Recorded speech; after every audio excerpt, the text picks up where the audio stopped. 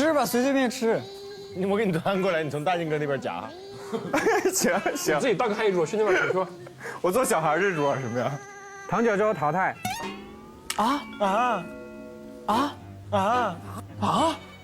啥呀？啥意思啊？啥意思吧？不知道啊，不是你们啥意思呀？我真没懂。不会，我们都是卧底。